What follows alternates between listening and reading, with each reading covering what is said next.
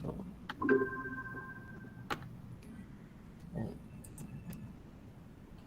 já pode iniciar. Talvez, inicialmente, eu só quero agradecer a presença de todos e todas, fazer a recepção de todos, de todas, para que a gente possa ter um bom curso, na presença do professor Domício. Professor, fique à vontade. Bom dia a todos e a todas. É com satisfação que me encontro aqui entre vocês para pensarmos sobre essa temática que suscita muitas discussões, emoções, e que repercute demais na vida das pessoas, seja do ponto de vista social, seja do ponto de vista educacional. Então, avaliar é uma condição natural do ser humano, pois é em função dessa autoavaliação que cada um faz, mesmo sem ter um conhecimento teórico sobre o termo, que a ciência ela vem nos dar, explicar as coisas que a gente sente, as coisas que a gente faz, de uma maneira sistemática, oriunda de uma pesquisa envolvendo pessoas. Então, a avaliação ela é algo inerente ao ser humano. Por isso que ele evolui. Então, agradeço a participação de todos e todas. Vejo que entre os participantes tem da Universidade Federal do Maranhão, do IFMA, aqui, creio, daqui de São Luís, também tem de Santo Inês, tem participante da FACAM, né? Nosso amigo Marcos Santos já está aí, ex-aluno da UFMA, professor da FACAM, também da CEMED, né? E temos também um representante do IFMA da Bahia e da Universidade Federal do Sul e Sudeste do Pará, né? Então, a gente são pessoas interessadas, temática que faz parte da minha vida desde 2000, né? Quando eu aprendi estudar esse tema. Então, fiz uma especialização em educação, em avaliação educacional, para me preparar para o mestrado, estudando a temática de avaliação. E depois do mestrado, 13 anos depois, voltei para fazer o doutorado, também com a temática da avaliação. Tendo que, na avaliação, na especialização, eu foquei meu trabalho na avaliação institucional. E mestrado, doutorado, na avaliação da aprendizagem, sendo que no mestrado eu foquei na avaliação da aprendizagem no ensino presencial, na educação básica, ensino médio. E no doutorado, na avaliação online, no curso de educação à distância da UFMA, né, pela UAB. Então, a motivação que eu tive para estudar a avaliação deve ser a de muitos que estão aqui fazendo esse curso, que seja para no futuro estar preparado para essa situação, porque hoje é um aluno ou uma aluna, né, que está exposto a um processo avaliativo dos seus professores, das suas professoras, seja porque esteja já exercendo a docência, precisa ver alternativas e consciência teórica sobre isto para poder ajudar melhor seus alunos e suas alunas, né? Então, quando antes de fazer esse estudo, eu sentia que eu não estava ajudando meus alunos, né? E à medida que a disciplina que eu ia ministrando, por exemplo, eu fui professor de cálculo 1, logo que eu entrei na universidade em 1996. Aí entrou numa turma 97, fiz essa disciplina cálculo 1. Aí eu perguntei, gente, vocês querem que eu seja professor de vocês de cálculo 2? Já estava fazendo uma avaliação, né? Aí ele, sim, professor e tal. Dessa turma, já não passaram todos. Aí fui para o cálculo 2, a mesma coisa. Vocês querem? Sim, professor. Essa turma também não passaram todos. Aí fiz o cálculo 3. Perguntei novamente, vocês querem fazer equações diferenciais? Aí assim, sim, professor. Na terceira turma também já foi para equações diferenciais com a turma assim, vamos dizer, pela metade, né? Ao longo do processo. Isso me incomodou muito, né? Então, eu fui fazer essa temática. Então, a gente vai aqui apresentar. Essa conversa de hoje é uma conversa teórica, mais prática, porque vai fazer vocês pensarem na prática de vocês ou na prática dos professores de vocês. Né? E amanhã a gente vai nos encontrar para ver quais as alternativas de instrumentos, né, ou de tarefas avaliativas, para poder diversificar e não ficar somente na prova, né? E se fizer prova, de que maneira mais adequada pode ser feita essa prova, né? Porque ela, em si, não é o grande mal, como todo procedimento humano, é o modo de fazer, né? Essa é a grande questão. Baseado em que tensões, em que normas, que pressuposto ideológico está sendo ali representado, né?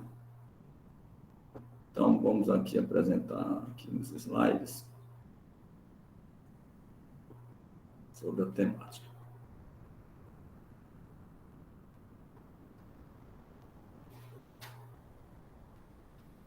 Exatamente. A avaliação é um processo, como o Vernon está falando, né? Um momento difícil, né, desse processo. Vocês estão já vendo isso aí? Minha tela, já em infinito aqui. Estão vendo aqui essa... Sim, professor. Beleza.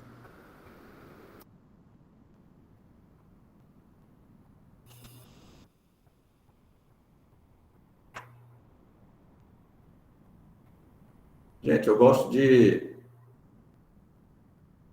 mostrar o PowerPoint de modo que eu consiga ainda ver o chat, né?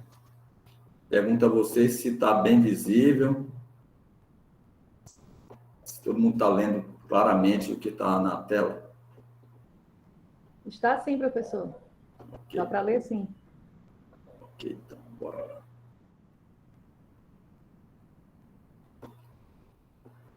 Então é isso, nós estamos aqui no contexto do segundo encontro maranhense de educação matemática, deste ano, e tem um logo chamado Ensino mais Aprendizagem, né?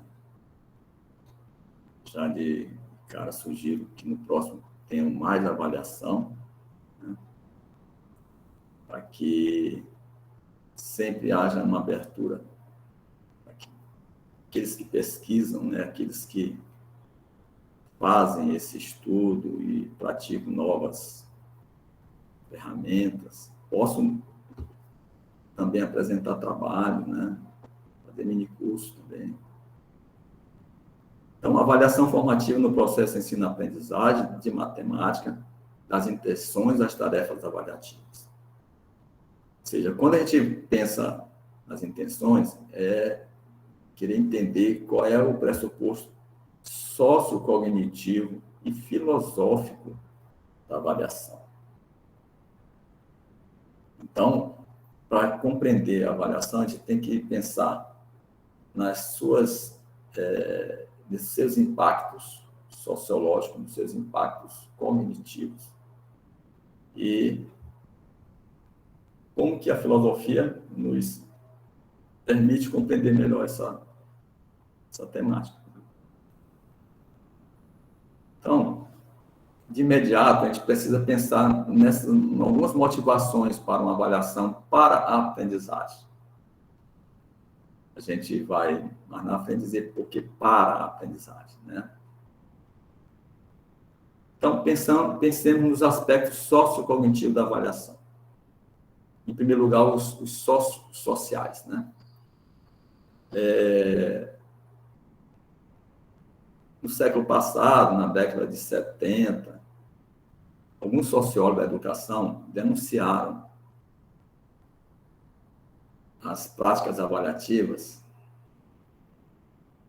caracterizando a escola como sendo um instrumento da classe dominante para inculcar uma ideologia, a ideologia da classe dominante. Ou seja, a classe dominada seria inculcada ideologicamente de que aqueles que eram da classe dominada não poderiam ascender socialmente por conta da avaliação, porque não conseguiam evoluir cognitivamente, né, intelectualmente, porque as provas, elas diziam que isso não era possível. As pessoas eram reprovadas continuamente, né? Então, a gente vem com Althusser, Bourdieu e Passeron, que denunciaram, né, a contribuição da escola como mantenedora da desigualdade social. O Luquez, ele traz uma informação do Censo da Educação, usado pelo INEP em 2016, e ele afirma isso em 2018. O Luquez é um teórico muito importante na avaliação, já tem uma década discutindo isso. Esse livro que ele lançou em 2018 é exatamente um pensado que ele aprendeu sobre avaliação nos 50 anos, né? E ele afirmou nesse período: a exclusão escolar revelada nesse censo faz coro com o modelo de exclusão social na sociedade capitalista. Importa ter consciência dela, tendo em vista praticar atos pedagógicos, inclusive nas práticas de avaliação da aprendizagem, a favor da inclusão social e, pois, na busca da democratização da sociedade. Então, ele traz um discurso subversivo em relação à ordem posta, que as pessoas precisam, então, pensar de que, pelo processo de ensino, a aprendizagem, a avaliação,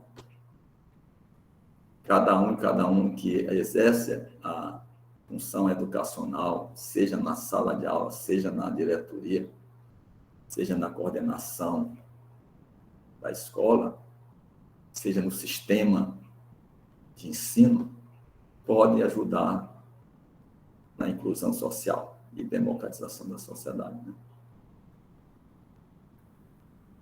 Os aspectos sociocognitivos são aqueles em que está relacionado com a motivação para aprender, a motivação para estar, pelo menos, não sendo considerado incompetente. São dois tipos de motivação aí: para aprender e para exibir uma performance ideal, né? Mínima. Existe também a questão das crenças de autoeficácia, né? E a autoestima.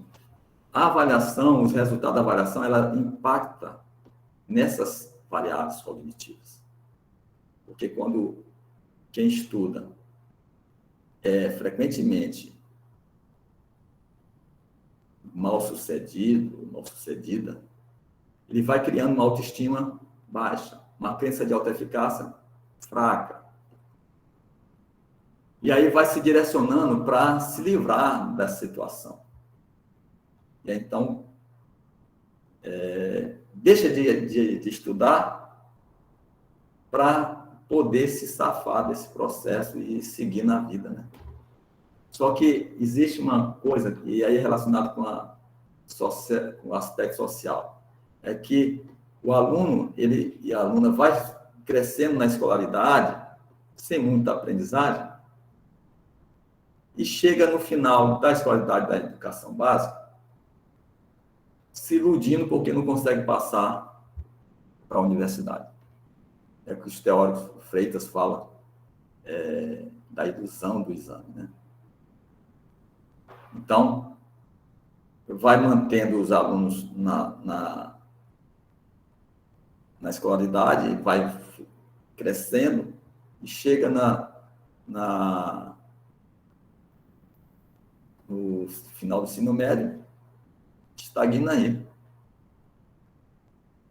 Seja porque não consegue estudar, porque não tem condição social, econômica, tem que trabalhar direto, seja porque acumulou de deficiências, né, de estudo. E aí acaba se direcionando apenas para o trabalho no nível técnico, que vai exatamente compor, né, o exército da classe trabalhadora, né, que o capital precisa, né? Então, pensem nisso. Autoestima, crença de autoeficácia e motivação. Vocês, em algum momento das suas vidas, podem ter tido problemas com essas 3 variáveis. Correto? Então, e, claro, ainda estão sendo submetidos a isso. E vão ainda se submeter para aqueles que queiram fazer mestrado, doutorado. Então, nós estamos sendo a vida toda avaliados por uma equipe, por um professor, por uma professora. Então, é a vida toda. Sem falar da nossa própria autoavaliação, né, nesse processo. Então, são motivações, né? Então, para a gente começar a pensar na avaliação, nós vamos lembrar o Lukács, né? E como é que ele define a avaliação. Esse sentido é o sentido macro, né, mais técnico possível, mais definido possível da avaliação, ao meu ver. A avaliação é um juízo de valor sobre dados relevantes, objetivando uma tomada de decisão. Isso está muito coerente com a avaliação formativa. Quando ele trabalhou nesse conceito, ele não está falando de avaliação formativa, mas do conceito filosófico que significa avaliação. Mas a avaliação formativa, ela traduz exatamente isso. Você tem que coletar informações, interpretar essas informações e tomar uma decisão. São 3 passos no contexto da avaliação. Tá? Então, trago para vocês uma necessidade que está muito premente ainda, né? As pesquisas indicam isso, que a avaliação é um tema a ser discutido na formação de professores, na universidade, né? Nos encontros, nas reuniões científicas. Olha só o que esses autores trazem sobre as tendências da produção de conhecimento em avaliação das aprendizagens no Brasil no período de 2010 a 2014. Foi publicado em 2017. Esse fato pode demonstrar que a discussão ainda não se concentra no trabalho de formação dos docentes. Porque nesse período aqui, estão falando aqui que foram poucos trabalhos nessa perspectiva da produção de conhecimento em relação à avaliação das aprendizagens. E aí, com a diminuta quantidade de trabalhos, eles concluem isso aqui, que esse fato pode demonstrar que a discussão ainda não se concentra no trabalho de formação docente, nem durante a graduação e nem na formação. continuada. Né? Vilas Boas e Soares realizaram uma pesquisa que envolveu curso de licenciaturas em letras, matemática e pedagogia. E a conclusão que eles tiveram foi que os estudantes pouco estudam sobre avaliação, que parece indicar que os professores ainda não estão sendo formados para avaliar. Então, isso aí é uma realidade, né? Na minha formação, eu não tive uma discussão sobre avaliação. Não lembro. Foi 40 anos atrás. E vocês tiveram alguma formação sobre avaliação? Podem falar, pode abrir o fone e a câmera, fica à vontade. Alguém que já é professor ou que está sendo estudante no final do curso, teve alguma formação em relação a uma discussão mais aprofundada sobre a avaliação? Não, professor, nenhuma. Tanto é que sou professora já há 27 anos e continuo com as mesmas dificuldades, achando que a avaliação é sempre um desafio, exatamente porque a gente nunca teve esse estudo, esse aprofundamento sobre as questões avaliativas na prática mesmo. O que a gente sabe são as poucas leituras que a gente tem e que, a partir dessas leituras, a gente tenta colocar na prática, mas sabendo que no processo é o momento que é mais desafiador, e a gente precisa muito. Por isso, assim, que esse mini curso eu não pensei 2 vezes em me inscrever, porque eu acho que discutir sobre avaliação é muito pertinente e necessário. Alguém mais gostaria de comentar a sua experiência? Ok. Fique à vontade, gente. Nós estamos aqui para aprender. Eu não estou só aqui para palestrar, mas também conhecer a realidade. Se esses estudos que eu faço, que eu já fiz, e diante da minha prática, né, também em sala de aula, houve alguma evolução, que para mim não houve tanto, né? Porque os autores estão colocando isso. E eu preciso saber da experiência também das pessoas que estão interessadas nisso, né? Se alguém quiser, mais alguém quiser falar.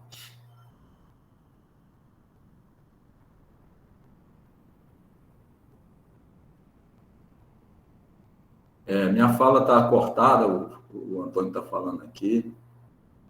Está normal. Não, professor, não é sua fala, é a tela. Mas foi porque o senhor deu uma fachadinha, acredito, para poder... Eu queria ver o que ele estava falando, é exatamente isso. Tá, ok. É assim que eu trabalho, né? Preciso ver as pessoas o máximo possível. Nós estamos numa experiência que pouco a gente vê quem está conosco, né? Então, a imagem, ela é uma forte presença. Então, quando as pessoas... É importante que não todas as pessoas estejam com a máquina aberta, mas a turma é grande, né? Mas, pelo menos na hora de falar, isso é muito importante, né? Mas eu compreendo que é uma situação que as pessoas não estão acostumadas, né? Isso está sendo gravado, né? Então, bora lá. Continuando. Desses 2 autores, eles pesquisaram na base do periódico Estudo em Avaliação Educacional os trabalhos com temática de avaliação formativa. Mais especificamente, a avaliação formativa no período de 10 anos, de 1999 a 2009. E desses autores, apenas 2 realmente discutiram a temática de forma teórica. E Domingos Fernandes, de Portugal, é aquele que, de fato, teorizou, e eu tenho ele como referência nos meus trabalhos, né, na minha tese. Tá? A partir deles que eu apresento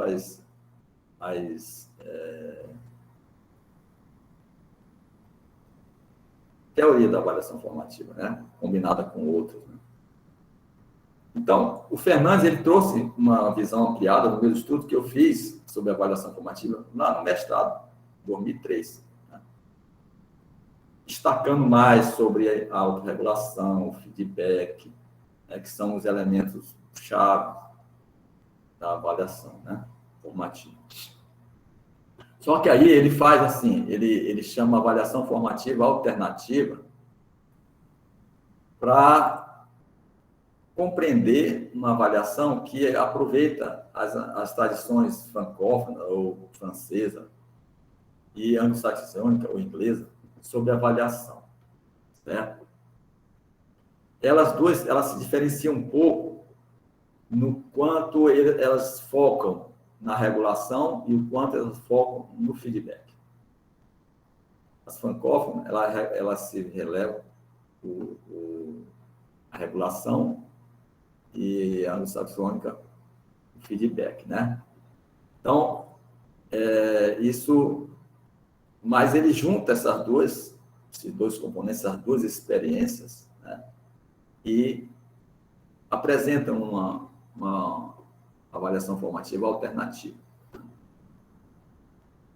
Porque essa avaliação formativa alternativa, ele vem nesse sentido porque tem muitos procedimentos teóricos de avaliação, de pensamento, que fogem daquela behaviorista, né, de Bloom, né, dos objetivos ali, né, mas ainda não chega a ser formativa, como o Fernandes fala. E aí ele apresenta essas características para a avaliação. Por exemplo, primeiro, a avaliação ela é propositadamente planejada, elevando um feedback inteligente, né, diversificado, bem distribuído. Esse bem distribuído significa que todos e todas são beneficiados pelo feedback. Diferentemente do que acontece em geral, quando o professor está à frente da turma, e na frente da turma, sentados, estão aqueles mais motivados, né? Aqueles que perguntam, aqueles que dão ideia, né? Respondem ao professor, e tem aqueles outros que são mais calados.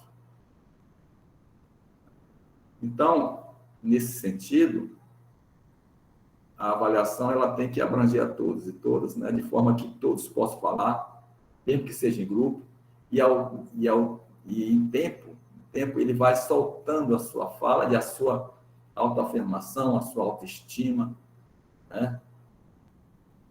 Para que se posicione sobre o seu processo de aprendizagem. O feedback tem a função de ativar os processos cognitivos e metacognitivos dos alunos, que, por sua vez, regulam e controlam os processos de aprendizagem, assim como para melhorar a sua motivação e autoestima, viu? Aqui ele retoma a questão da motivação e autoestima. Então, esse processo cognitivo e metacognitivo é aquele processo que está inerente ao desenvolvimento do saber, né? E, especificamente, o metacognitivo é aquele que dá uma consciência sobre aquilo que o aluno sabe e como que ele sabe, e como que ele aprendeu. É importante isso, porque é dessa forma que, em geral, a gente ensina, né? A gente ensina como a gente aprendeu. Pode ser até que não tenha aprendido exatamente como o professor ou a professora. Mas a gente tem uma maneira diferente de olhar, de ver. É aquela experiência que é importante a gente conhecer dos outros. Por isso que todos devem participar da aula, né? Respondendo, porque aquela miscelânea de maneiras de ver traduz, né? Repercute no coletivo. Então, todo mundo sabe o que todos sabem, todo mundo sabe o que não sabe, que passa a saber, né? Isso é muito importante. E quando o aluno ele é motivado a expressar as suas aprendizagens, cada vez mais ele aprende, né? Que é uma sequência, né? E é nesse sentido aqui, ó, os alunos se envolvem no processo do ensino-aprendizagem, responsabilizando pelas suas aprendizagens, tendo amplas oportunidades para elaborar as suas respostas. Ó, amplas oportunidades, né? Isso leva ao quê? Uma diversidade de tarefas avaliativas, né? E para partilharem, e o que e como compreender. Isso é muito importante, né? As atividades propostas, como fins de ensino, avaliação e aprendizagem, que são criteriosamente, né, a fala dele, selecionados, diversificados, representam os domínios estruturantes do currículo e ativam os processos mais complexos do pensamento. Ou seja, quando você tem objetivos a ser cumpridos, qual é o instrumento mais adequado para desenvolver isso, para que o aluno adequado e possível, né? Para o aluno expressar a sua aprendizagem. Oral, escrita, graficamente, textualmente. Quais são as possibilidades, né? Que inteligências você pode explorar? A poética, a prosa, a arte cênica. São maneiras distintas, né? Que podem, na medida do possível, isso acontecer, né? E aí é a questão da interação. O modo como os professores e alunos interagem é fundamental, porque os professores têm que estabelecer pontes entre o que se considera ser importante aprender e o complexo mundo dos alunos. Quem gostaria de comentar alguma coisa sobre isso, baseado na sua experiência?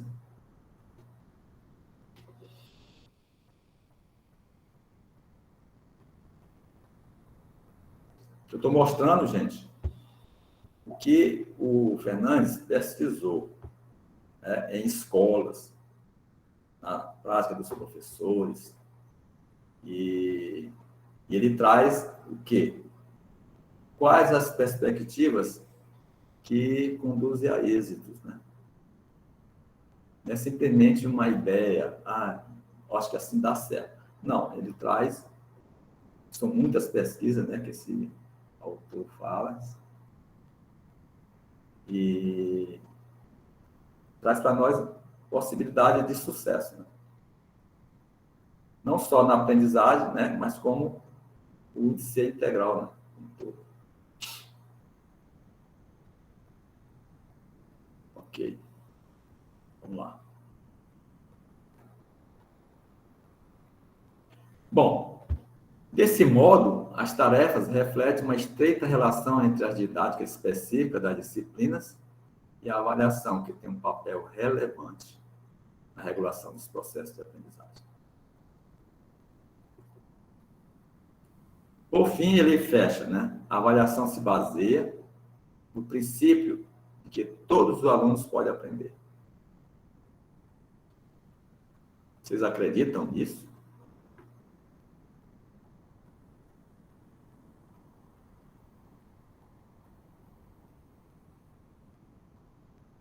Uma vez, quando eu apresentei isso lá na doutorado, alguém questionou.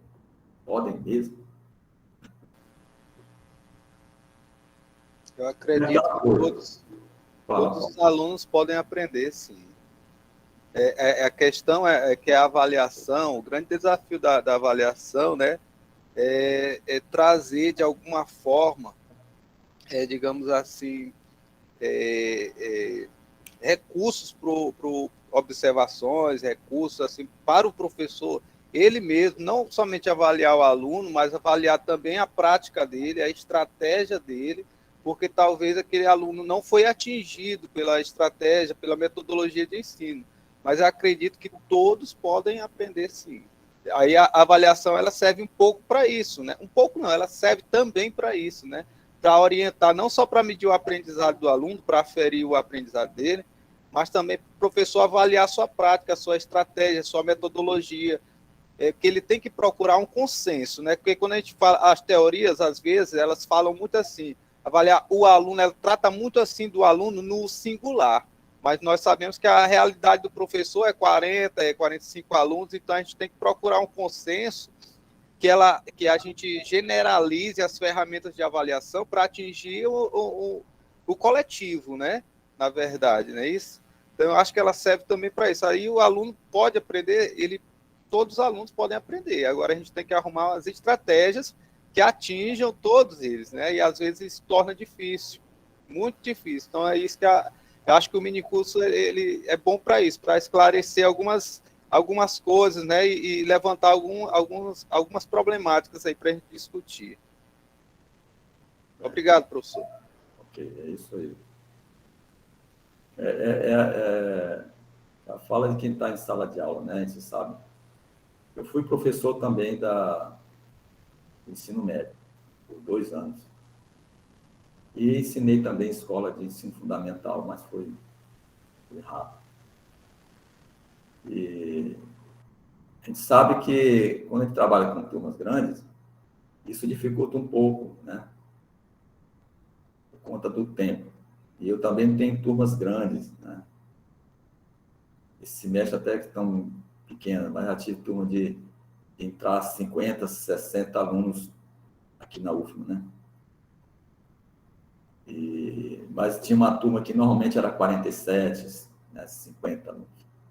Então, é uma dificuldade. Aí, no período remoto também, dificultou um pouco eu fazer o modo como eu faço a minha prática no presencial.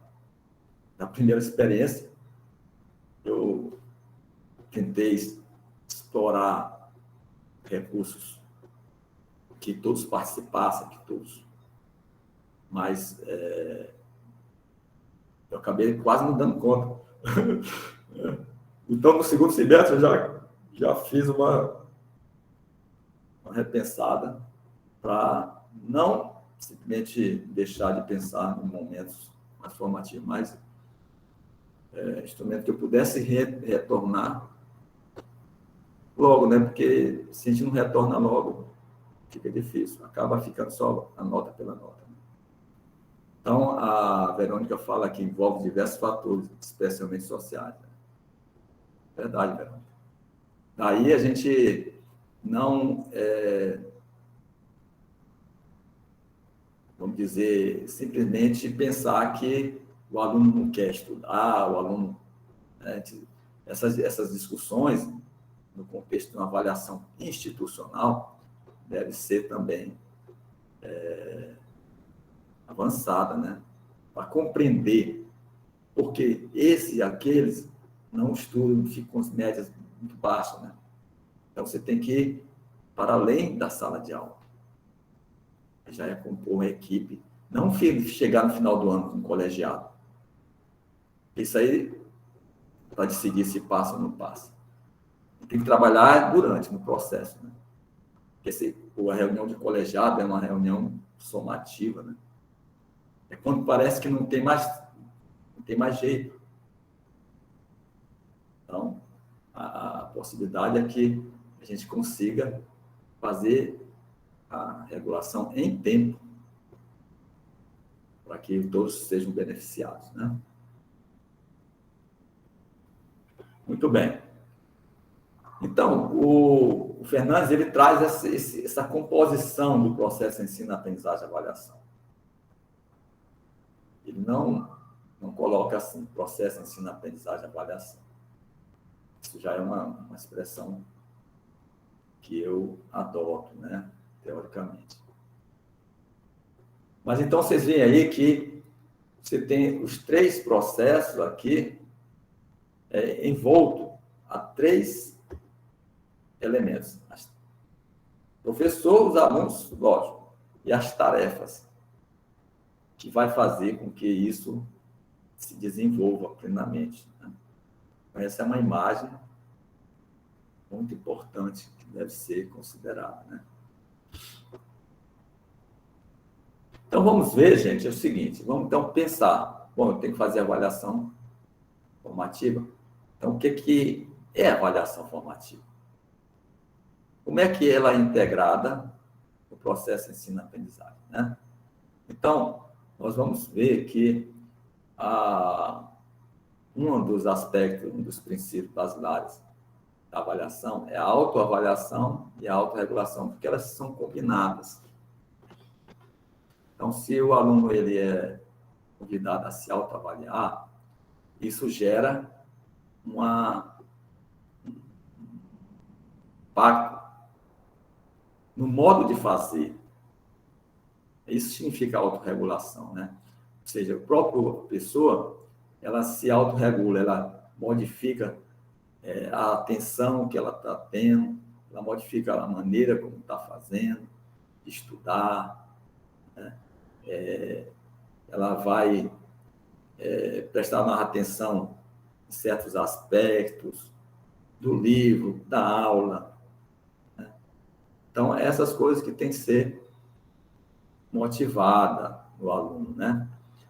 A Santos, ela disse que a autoavaliação é o processo de excelência de regulação, dado ser um processo interno ao próprio sujeito. E quem se autoavalia, se autorregula.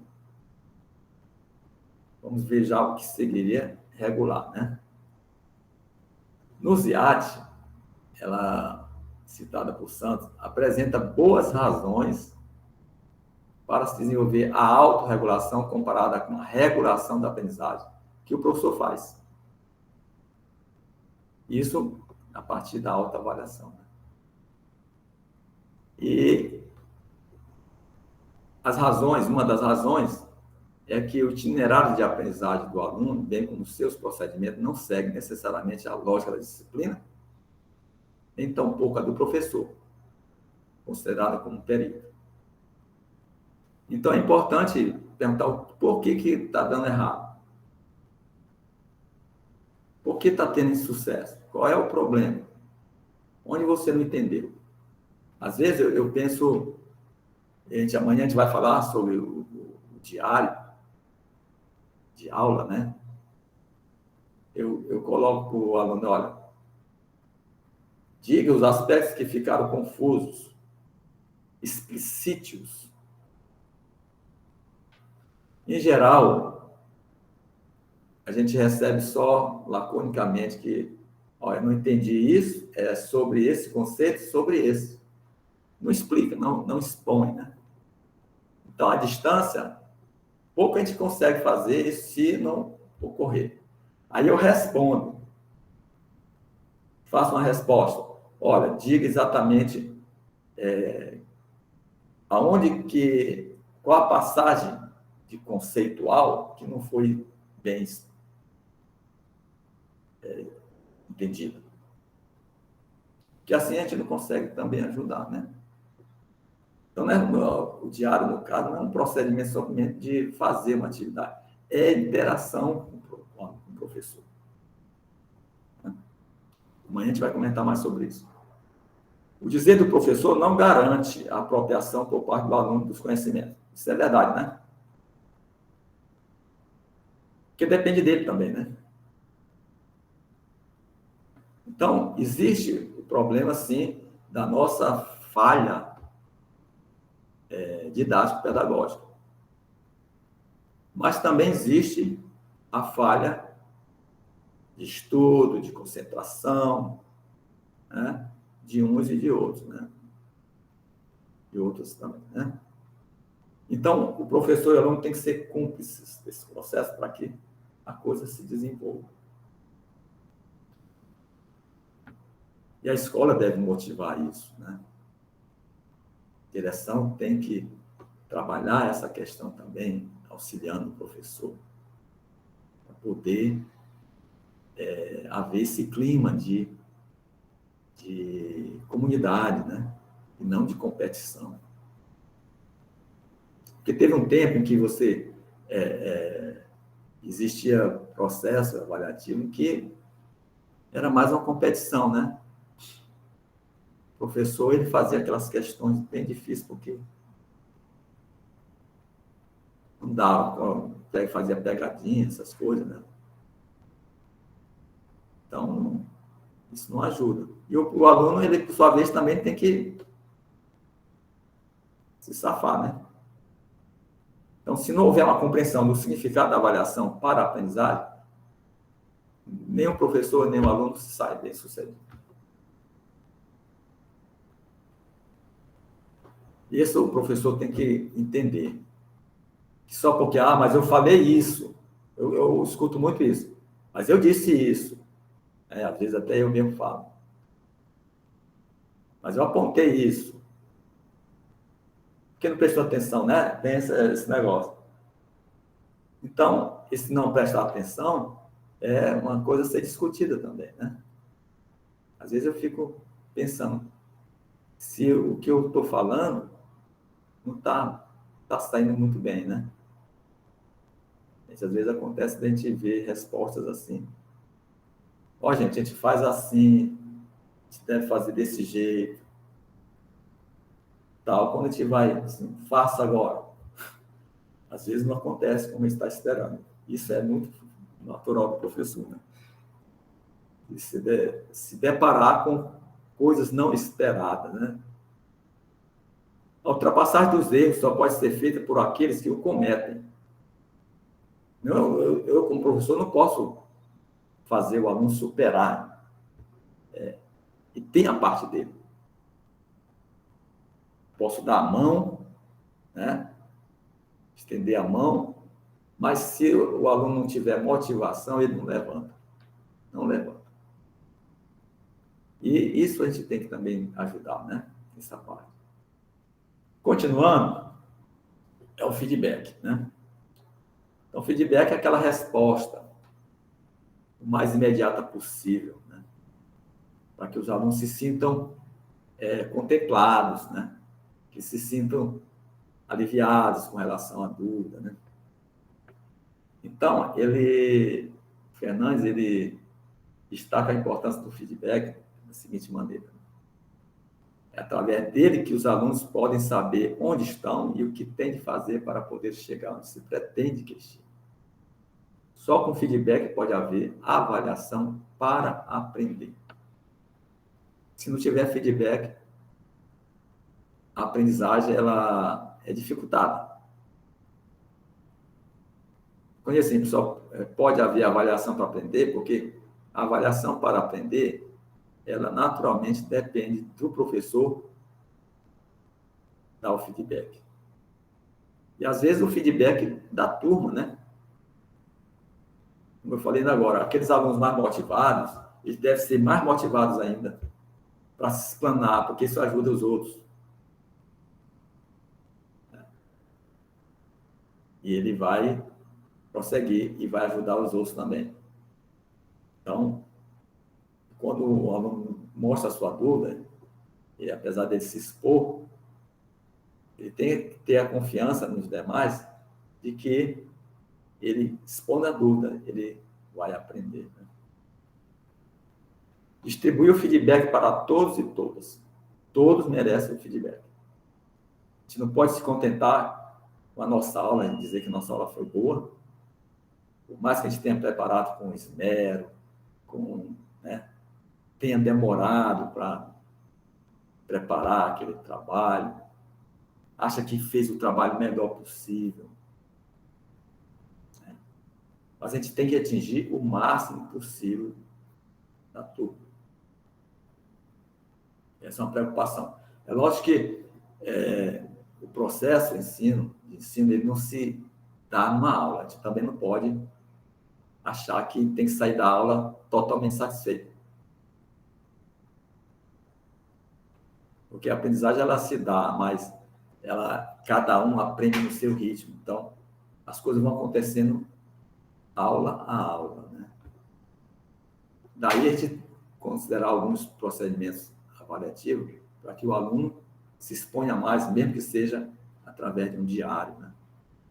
Ou através de uma outra expressão, né? Como o mapa conceitual.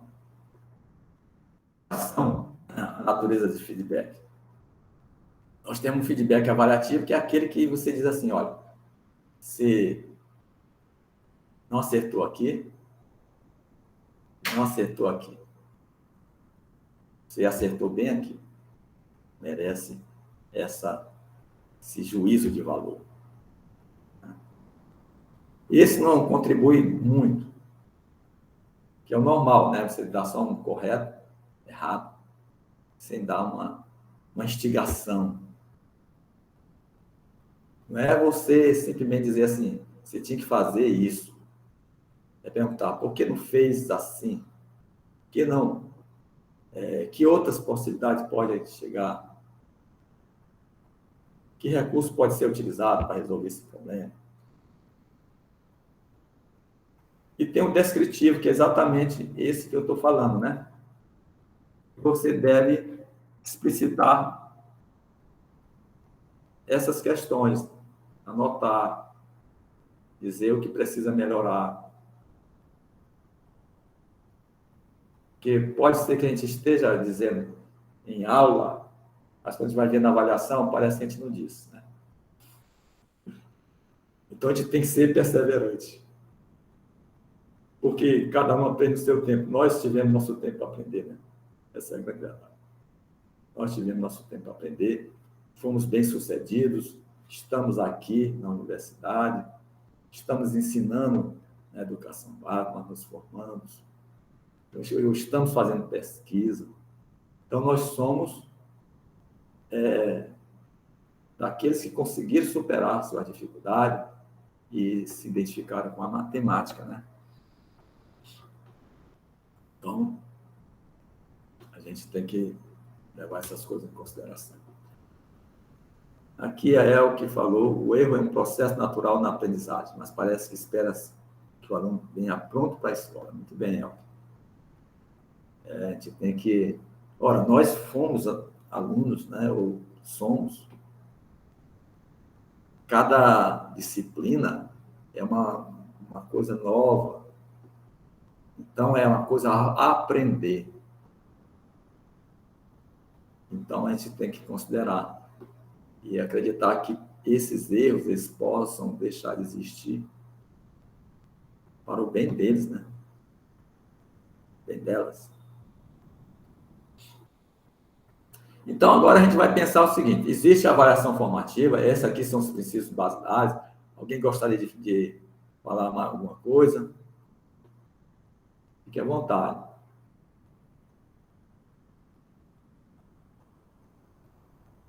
Então, vamos lá. Então, a gente vai destacar agora alguns aspectos relacionados à avaliação formativa e avaliação somativa, de que modo a gente consegue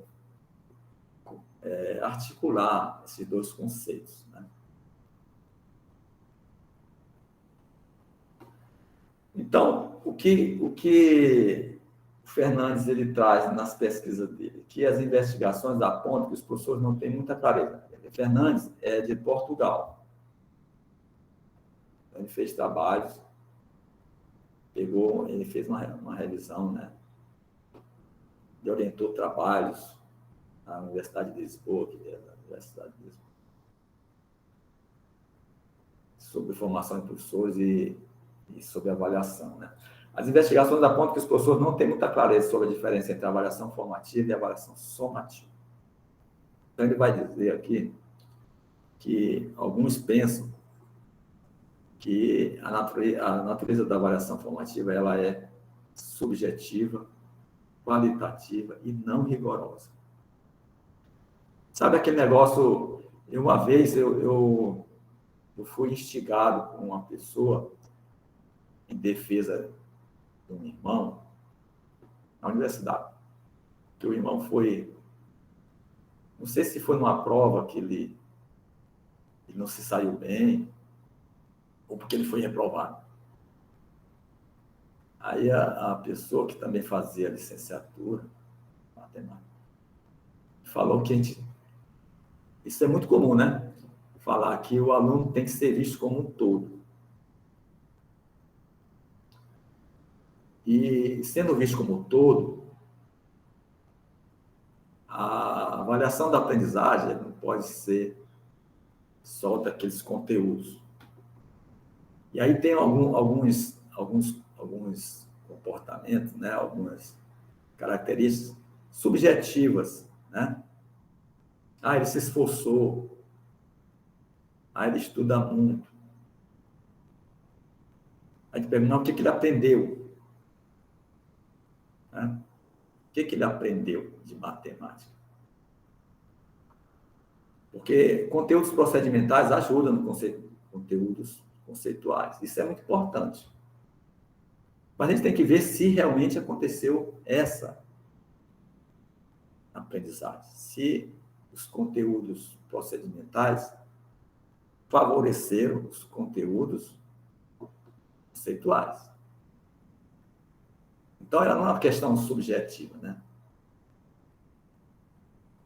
Ela tem que ser rigorosa, né? Mas alguns pensam assim, que ela é subjetiva, qualitativa e não rigorosa. E como seria a somativa? Objetiva, quantitativa e rigorosa.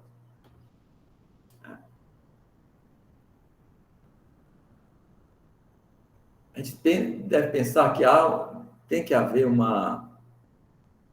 vamos dizer, esse processo, uma forma de relacionar essas duas, de modo que a sua avaliação da aprendizagem ou para a aprendizagem seja a mais eficiente possível. Essa combinação é que dá certo, eu creio. Então, ele chega e considera que a avaliação somativa realizada pelos professores, né, pode ajudar nas aprendizagens de seus alunos. Todavia, na prática, a avaliação sumativa, que é o modo português de ser, está mais relacionada com as classificações, a certificação, essas. Porque, no final das contas, tem que dar uma nota, né? Vamos já falar sobre isso. O aluno tem que ser aprovado ou reprovado. Tem que avançar ou ser retido.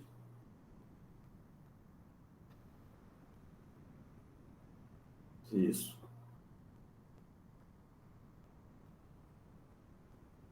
Exatamente, Elke. E sobre essa questão que a Elke fala aqui, ele diz assim, uma reclamação frequente dos professores é dizer que o aluno não aprendeu o que deveria no ano anterior. Às vezes ele é o próprio professor do ano anterior, né? Eu já vi gente do ensino médio reclamando do pessoal do ensino fundamental, né? Mas, por exemplo, e cheguei a ver, uma vez eu ouvi, ela até é uma professora de química, né? Esse menino já devia saber fazer conta. Ora, mas o que custa um professor de química ensinar a fazer conta?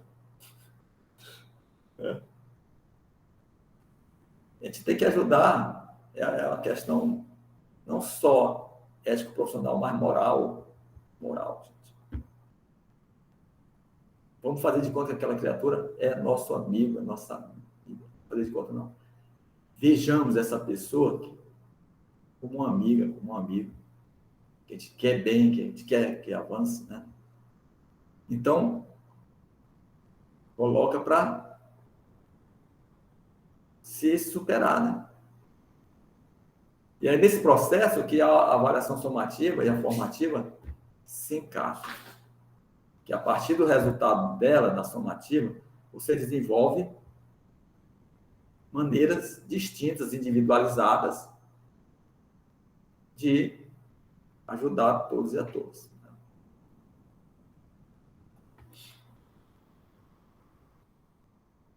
Alguns autores declaram que é uma forma de ver as duas maneiras de avaliar. A formativa seria a avaliação para as aprendizagens, ou seja, você trabalha para ajudar nas aprendizagens. E a somativa é aquela das aprendizagens, ou seja, o que aprendeu. Isso tem que ser certificado, tem que ser... Só que aí, só ficar no que aprendeu, não ajuda, né? Porque mais da frente, às vezes, no próprio ano que segue, essa questão aí que é o que falou, dos professores reclamarem, o professor chega, por exemplo, em setembro, tá, no terceiro bimestre, ele identifica que o aluno chegou naquela fase e não aprendeu algumas coisas que ele deveria ter aprendido no primeiro e no segundo. Então, a gente tem que se responsabilizar de alguma forma pela aprendizagem dos alunos. Agora, como a gente falou anteriormente, a gente tem que responsabilizar eles também. Porque senão eles não vão ser autônomos futuramente. Eles não vão se destacar pela própria vontade de se destacar, né? Eles não podem crescer à margem. Eles têm que entender que todos têm condição, apesar das dificuldades das seleções, como hoje está tendo, né, mais acirradamente no Brasil, que nem todos puderam fazer o Enem, porque alguns não, muitos, né, não quiseram, não fizeram o do ano passado, né? Perderam a oportunidade de fazer agora. Foi uma exclusão muito grande por uma questão sanitária. Isso aí é algo assim que a gente fica preocupado, a gente tem que lutar, né? Contra tudo isso.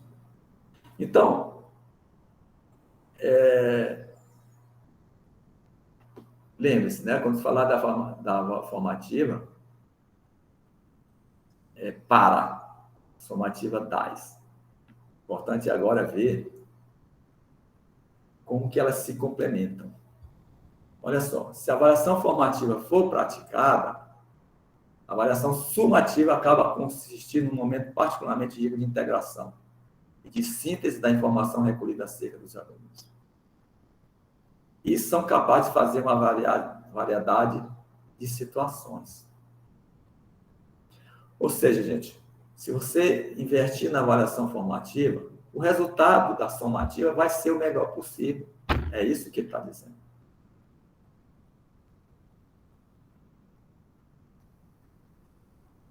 É isso que a gente acredita.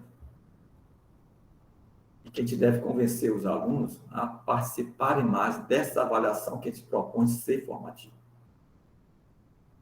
Escrevendo, estudando, respondendo.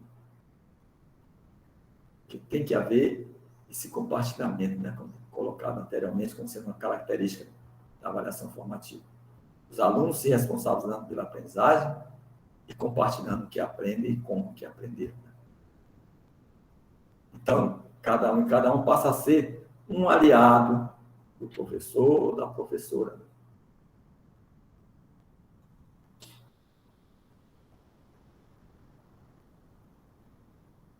Exato, aliado. A gente tem que refletir sobre essa questão, né? Quem é o aluno que chegou para mim, né? E aí, só ele pode dizer, né? Professor. Pode falar. Né? Eu acho que aí, nesse contexto não sei se eu estou sendo bem ouvido, porque eu estou um pouco distante. Está ouvindo?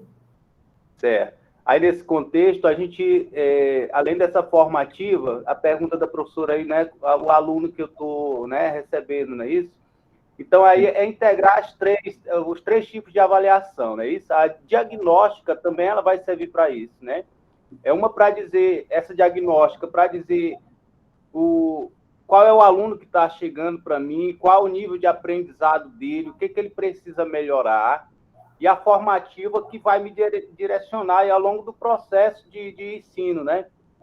E aí a somativa ela vai me dizer se eu cheguei ao objetivo que eu pretendia ou não. Aí, novamente, isso pode me direcionar para outra prática, ou então permanecer naquela, se tiver sido satisfatório. Acho que o importante é tentar, é um grande desafio, na verdade a palavra não é nem importante, que a gente vive diante de um desafio, é integrar as três formas de avaliação, né?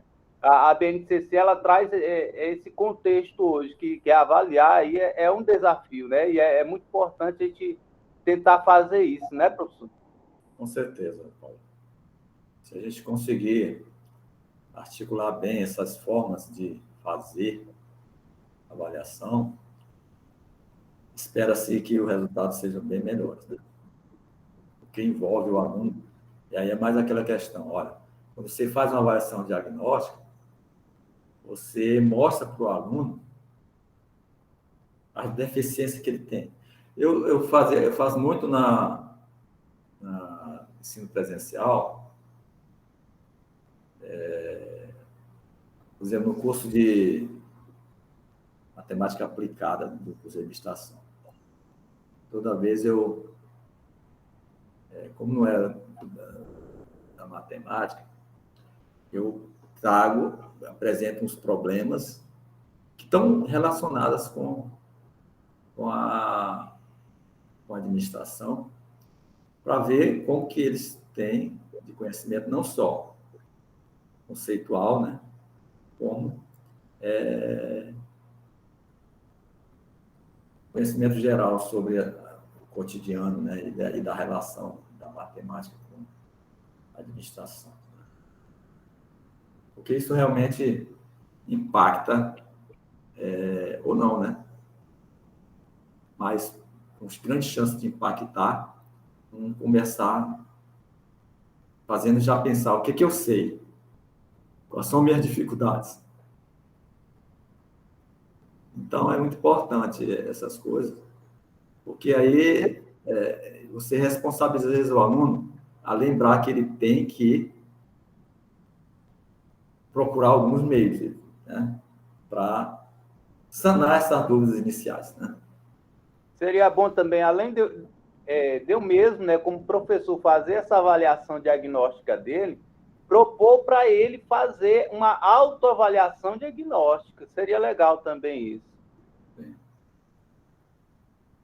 Olha, às vezes a gente faz assim uma autoavaliação, uma avaliação, porque às vezes você está estudando, está ensinando, você quer ver como que o aluno se evolui, né, ao longo do processo. Então, na primeira avaliação que você faz, mesmo que seja uma avaliação somativa, que vai ter que dar nota, você já indica o que ele precisa melhorar ali.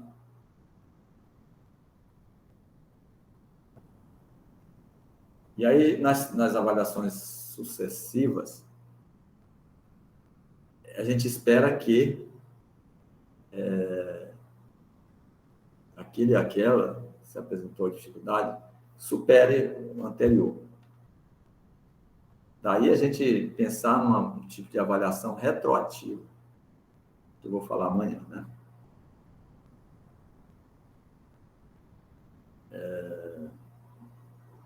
Uma experiência agora recente que eu fiz, eu dei um feedback numa avaliação, dei uma nota.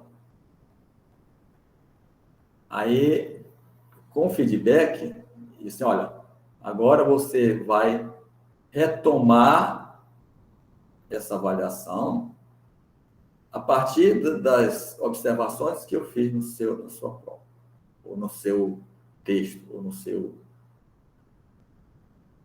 Se vi que houve essa melhoria, então ficou com nota máxima. E a partir daí serve como um roteiro mínimo para as outras avaliações somativas, né?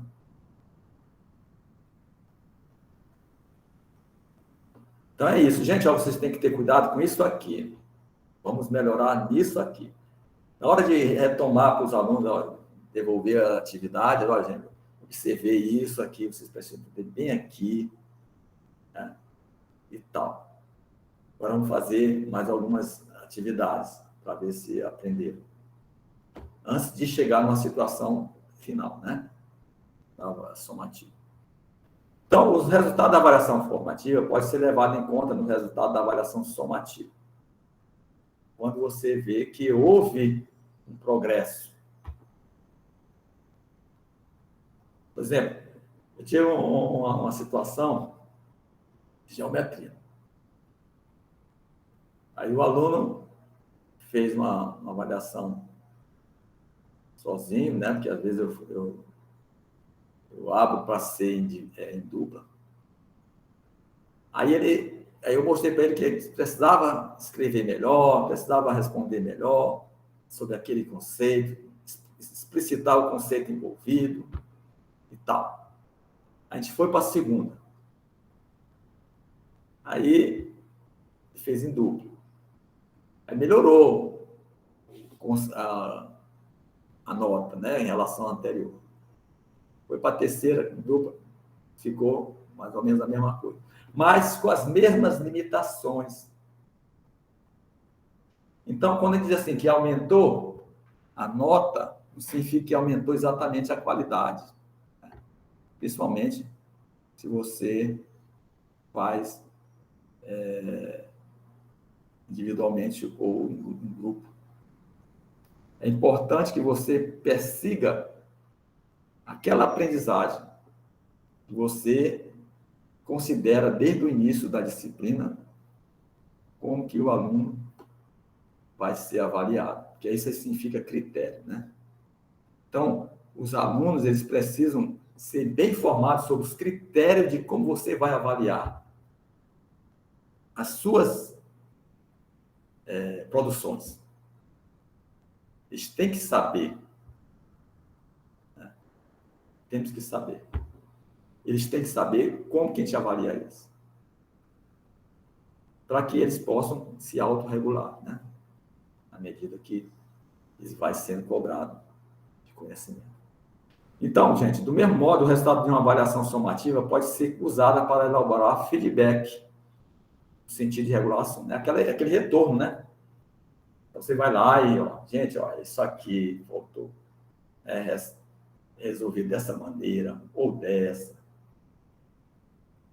Para eles, então, retomarem, estudarem novamente e, em uma outra oportunidade, serem expostos a uma outra avaliação.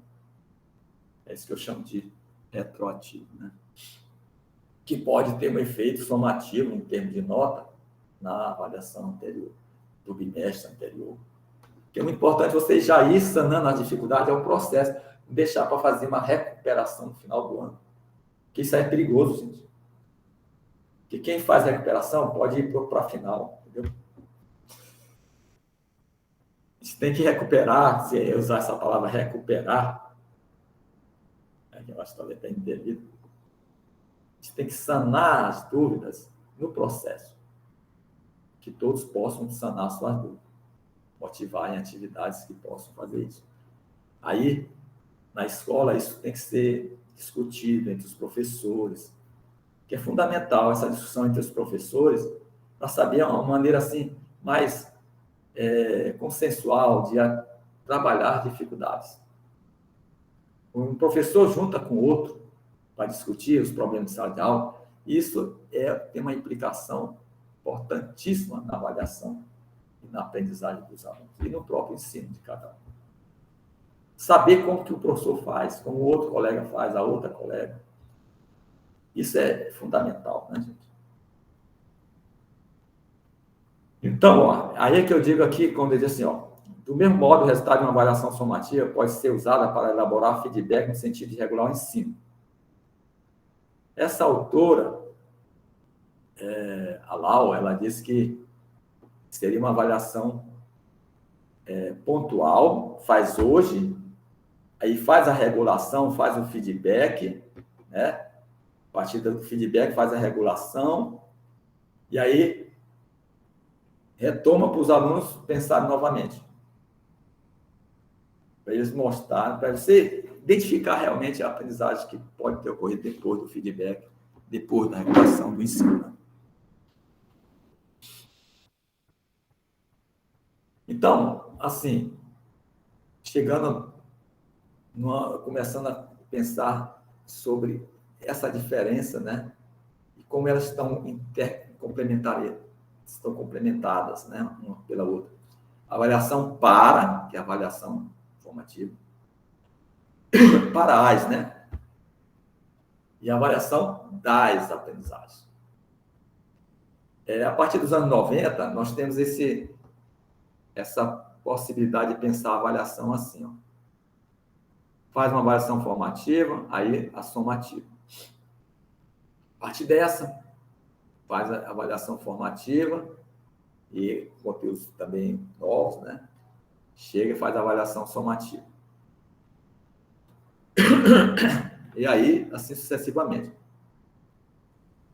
Então, o que ele quer dizer é que tanto uma como a outra deve apoiar as aprendizagens. Tá? É nesse sentido. E isso acaba redundando no final das contas, porque tem que certificar uma nota favorável, né?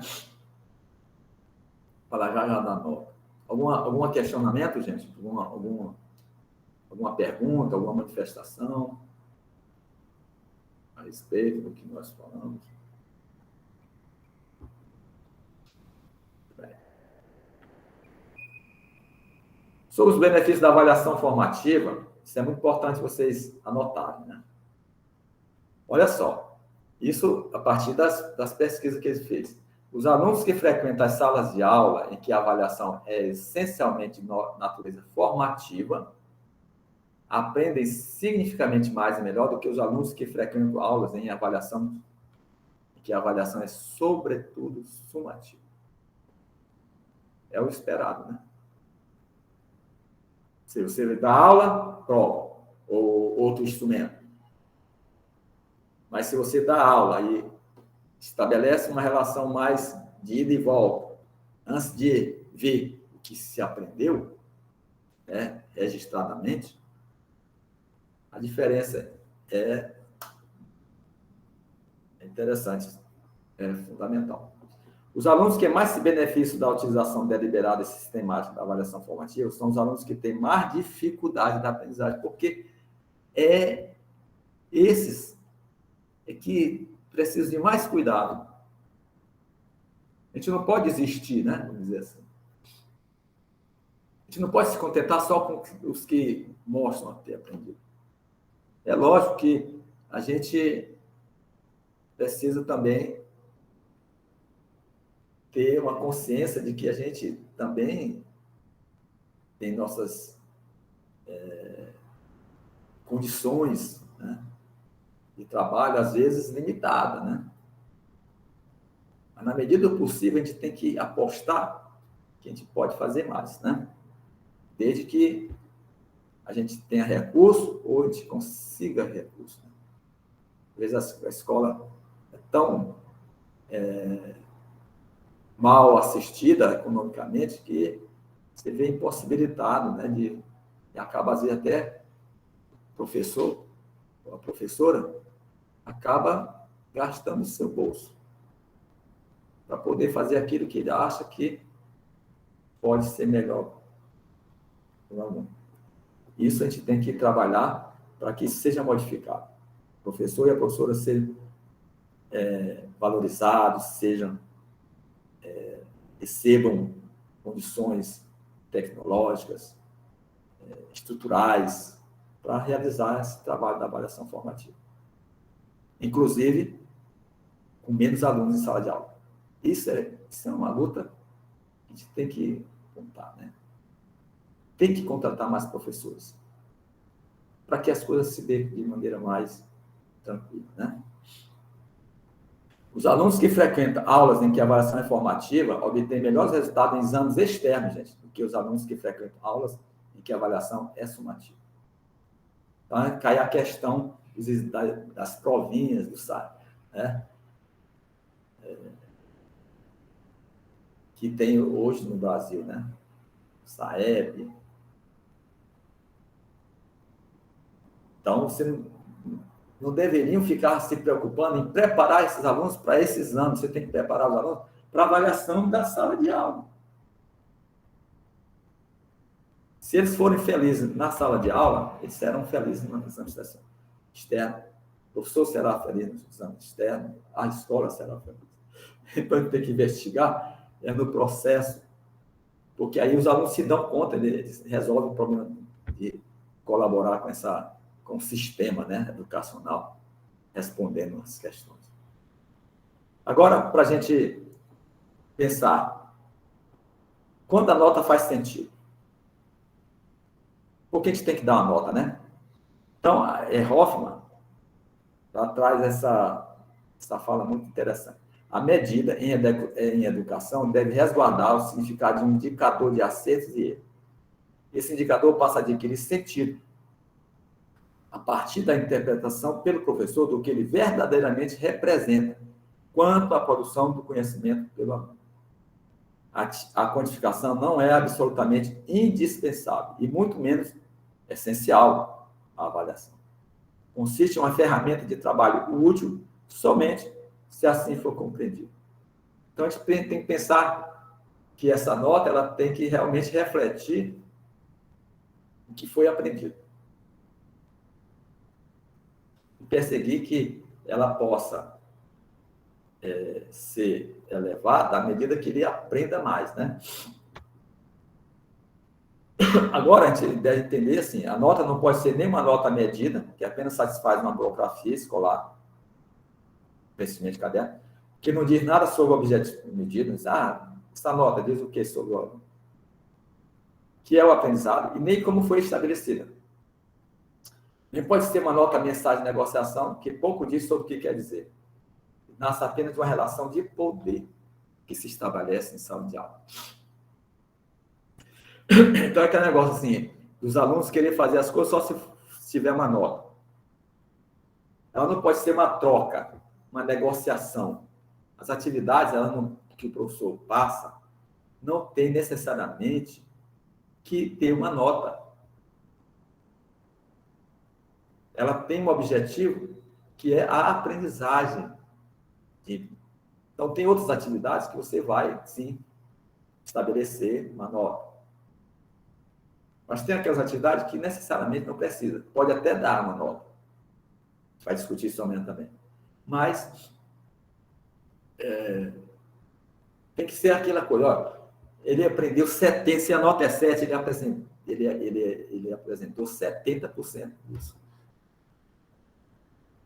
Dos conceitos que deveria ter aprendido. Né? E traduzindo um desafio ou numa alegria muito grande, quando é 80%, 90%. Que a ideia é que essa nota reflita uma motivação cada vez mais de aprendizagem. Não necessariamente uma premiação, gente. Mas isso com certeza vai motivar, vai aumentar a autoestima, vai aumentar a crença de alta eficácia. A validade da nota só existirá se ela constitui um momento de diálogo, um desafio a vencer, tanto para o aluno como para o professor. É aquela hora que você senta com o professor, e agora? O que você precisa aprender mais aqui? Onde você vai estudar? Que livro você... Olha os problemas, os conceitos. Porque muitas vezes o aluno não aprende a fazer um problema porque não aprendeu o conceito. Então, e para ser o mais objetivo possível, ela corresponderia a um padrão mínimo de conhecimento, é o que eu já falei, né? Habilidades e hábitos que o educando deverá adquirir, não uma média mínima, é a questão da média também. Veja bem, olha, o aluno tira 5 no primeiro trimestre, vai para o segundo, 9. Vai para o terceiro, 8. Vai para o quarto, 9,5. E aqueles 5 lá? Ele merece ficar com aqueles 5, gente? Não merece ficar com aqueles 5. Aquela nota 5 tem que ser alterada para a média das maiores notas. Isso é valorizar a aprendizagem que ocorreu no processo, né? Aqui nós estamos tendo depoimentos, né? Cadê? Como é que eu aumento? Chego lá. Ok. Frequência. Tá. Muitas vezes o aluno quer fazer as coisas somente por nota, ao vivo falando. Porque os professores só avaliam o aluno por nota, pela nota da prova. Então faz o aluno querer toda a oportunidade possível. O aluno que é avaliado somente pela nota se sente desmotivado. Verdade. O que o aluno realmente pergunta logo pela nota quando faz uma atividade. A noção de que o aluno tem sobre a avaliação é voltada para a nota. Pois é, mas isso aí, gente, essa impressão, ela tem um passado, né? Ela foi ensinada a isso. E isso é que a gente tem que cativar os alunos para que eles não sejam, que ele entre na motivação para aprender. Ele estuda para aprender, não estuda para fazer nota. A nota é um resultado. Então, José, a frequência será liberada após o tempo da aula. Muito bem, gente. Nós estamos chegando no final também. Vamos lá. Então, Para finalizar, nós vamos fazer um questionamento. Primeiro, ter a consciência, segundo o Hades, que existem 3 jogos na avaliação educacional. O primeiro é o jogo institucional. Neste, o foco está na informação sobre o aluno, entre escola, par de aluno e a sociedade via nota.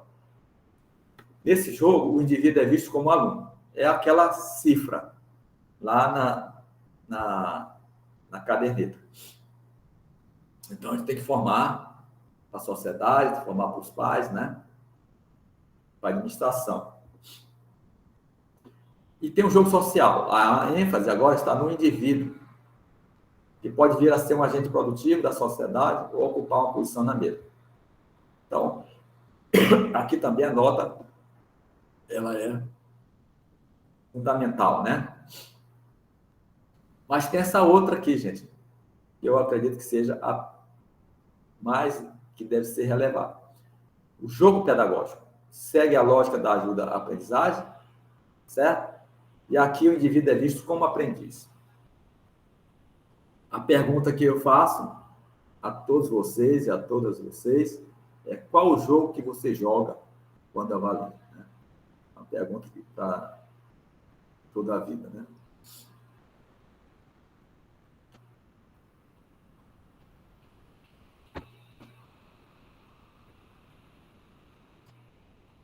Aqui está as referências, né?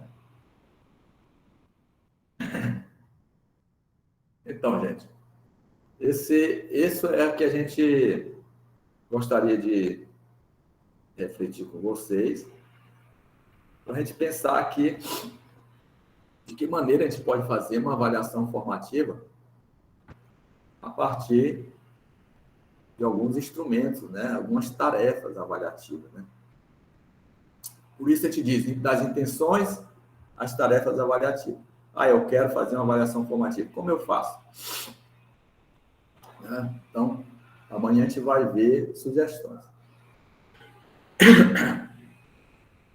A Olivia diz assim: acho que não é nem que ele foi ensinado a ser assim. Depende do professor do momento. Nesse período, mesmo tenho 2 professores, um completamente diferente do outro, onde um preza pela verdade, faz umas questões sim da prova, mas não avalia o aluno só por isso. E é incrível como os alunos se sentem motivados a entender o conteúdo. Muito bem. E a outro professor que só avalia pela nota da prova, se você não se sai bem, por mais que esse professor é um burro, que não se entende direito. Como eu disse, como tirar uma nota dessas com uma prova dessa? Então, assim, a didática faz toda a diferença. Pois Olívio. Existe um clima, por isso tem esses 3 jogos na escola. Existe um clima. E esse clima, ele é como na escola, o aluno tem vários professores, várias disciplinas, parece que nós temos um modo similar de todos os professores de agir da mesma forma. Ou seja, por exemplo, você só faz só prova mesmo. Então, esse clima pode sim ter sido inculcado no seu ideário ao longo da vida. E isso repercute na universidade. Essa questão da nota. Porque eu tento praticar outros instrumentos diferentemente da prova, mas nem sempre tem sucesso, porque não tenho respostas. Isso aí é uma questão de pesquisa.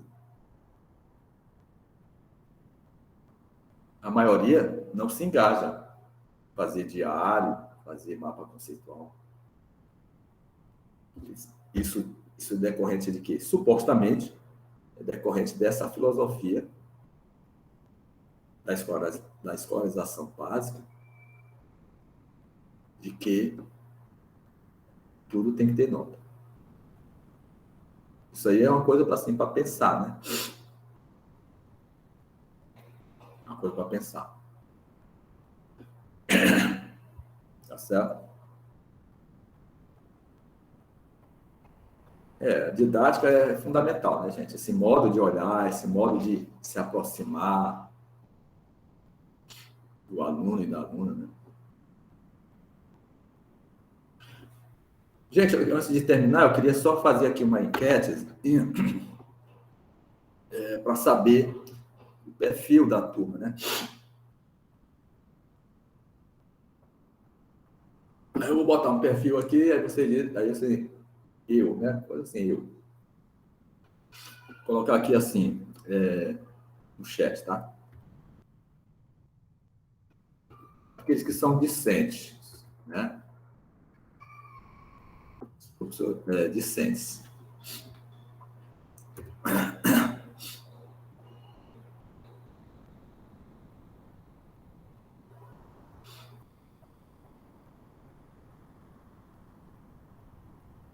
Ok?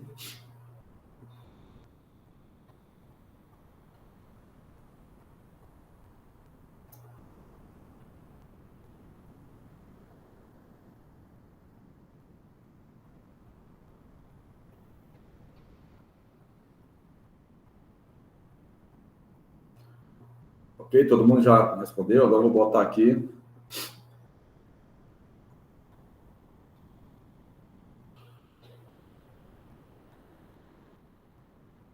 Vou botar docente, educação básica.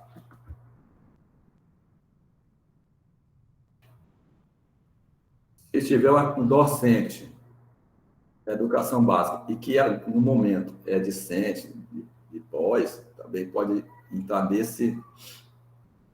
E aí sinaliza, né? Eu na pós, né? Pós-graduação.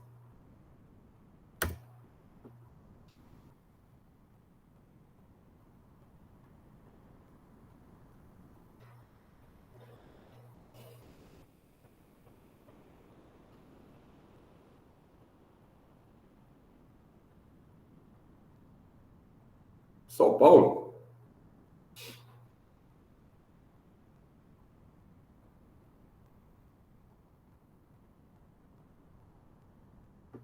Ok. Verônica?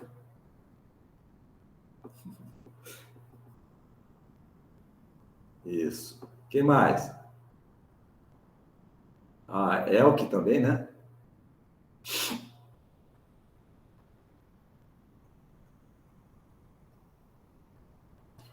Bom, só Verônica. Talvez não esteja todos aqui. Realmente são de 32.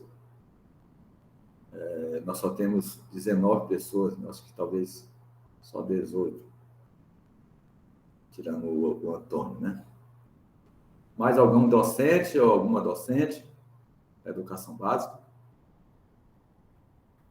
Agora eu vou botar aqui docente da educação superior. Se estiver também fazendo pós, somente.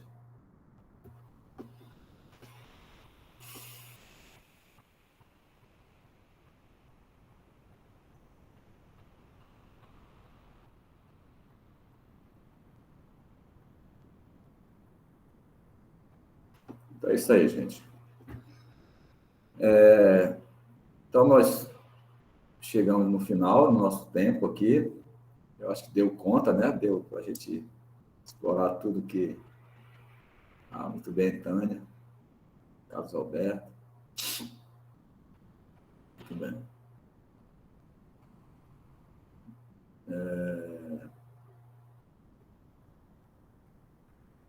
Eu tô hoje participando, nessa semana também, eu estou participando do Simpósio Internacional, Seminário Internacional de Pesquisa em Educação Matemática, o CIPEM, né? Eu estou no GT8, né, de avaliação e educação matemática, né, em educação matemática. Então, a gente está discutindo, no momento, questões muito importantes, né, da avaliação. Depois eu passo para vocês o anuário, né? Vou ficar com medo de vocês, passar o anuário para vocês verem. Ariadna, assim que terminar a reunião, o professor Antônio vai se comunicar com vocês sobre a frequência. Viu? Então, gente, é isso. Obrigado aí pela participação. Aguardo vocês amanhã, 8 horas, para a gente ver algumas questões relacionadas às tarefas avaliativas. Né? Fala, Antônio. Bom dia novamente para todo mundo. Eu já liberei a frequência lá no site, então vocês podem ir no site. Deixa eu só colocar aqui para vocês o link da programação.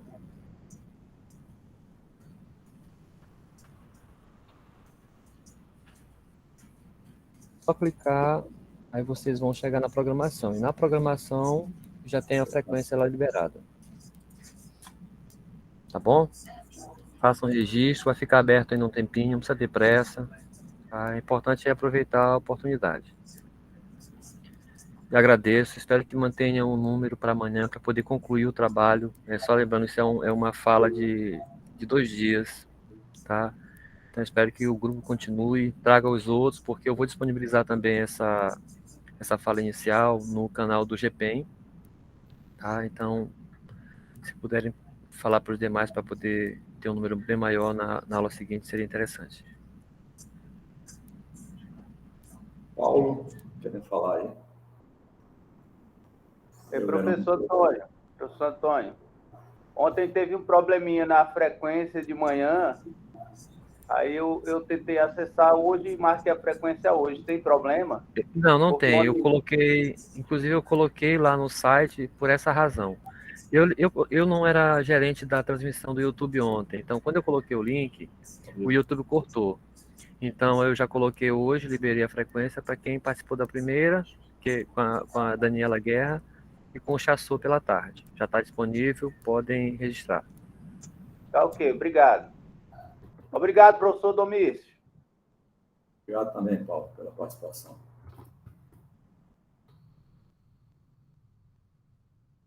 Professor, então eu vou encerrando aqui a gravação, tá? Só um instantinho. Deixa eu só escrever um negócio aqui, né? Tá, tudo bem. Fique à vontade.